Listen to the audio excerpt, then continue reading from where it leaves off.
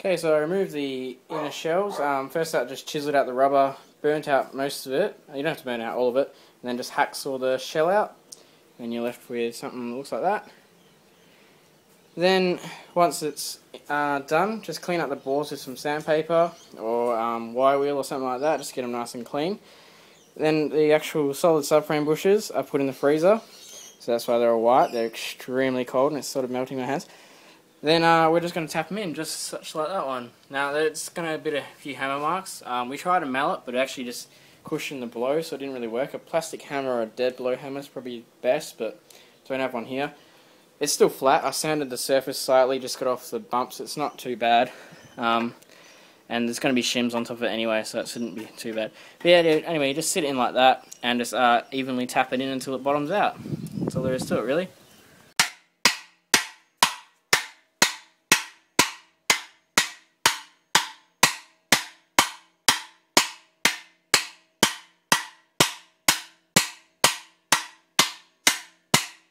There we go. It's all bottomed out pretty much. That's how you go deaf. Okay, so they're all in now. All four.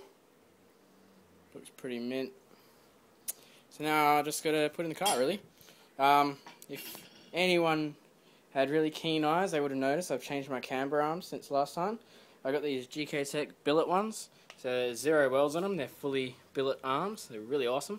They're also offset. Obviously this is upside down right now, but it's offset so when it's in the car, you can go lower without it hitting the chassis, because obviously the lower you go, the arm might scrub out when suspension compresses.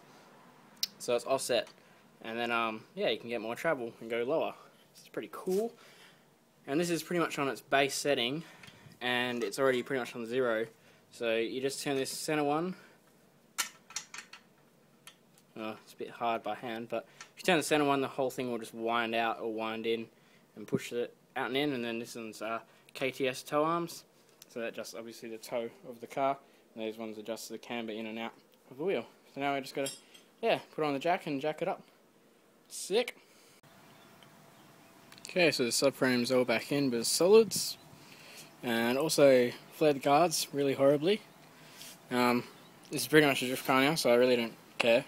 But yeah, it happened because originally I rolled the guard, the lip around with a hammer, and it got all dented. And then when I rolled the actual, like, flared it out, it transferred it to the outer because it's really thick steel.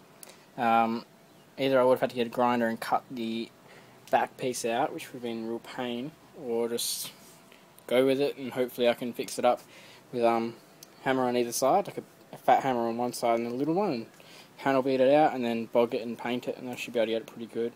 Or I'll eventually just give it to a paint shop and they can panel beat it, weld it up and all that sort of thing, make it a bit cooler. Anyway, by doing so on the flaring I could lower it a fair bit more, so it sits pretty good now. It's got a nice gap around because of the flare. The other side is actually not too bad, but the top panel buckled in, as you can sort of see there. Because it's not kinked, it's only just like a buckle. I could just get like a suction cup and pull it out. But yeah, I don't have one. I tried my GoPro suction mount, but I was scared of breaking it. It didn't lose its grip, but yeah, I didn't want to break it. It's pretty expensive, so I might get like a panel beater suction cup, or just go to a panel beater and to spot weld the rod on and rip it out. Yeah, the other one sits a bit more flared than the other one. So it's flared quite a lot. And now I'll show you the subframe. Okay, so under the car now you can see this subframe bushing, and then there's like a little collar on there. This little bracket goes on. I have them on both. And there's the other one there. Just try to turn the light on. Yeah, it's a bit hard. But anyway, now the subframe sits hard up against the chassis. I'm not sure if you guys will be able to see it, but it does. Yeah, so the purpose of them is pretty much to stiffen it all up, so there's no flex in the stock bushings, but also the subframe sits right up hard against the chassis, which just makes it better, really. I'm not sure really what it does, but I know that it's better. So that's about it. As for rear setup, I'm running zero camber, which is why I've got the new camber arms and the flared guards. So the tyre actually sits dead straight, and that's so for drifting you get the best tyre contact and tyre wear. So you get lots of grip, and then you also get good wear of your tyres.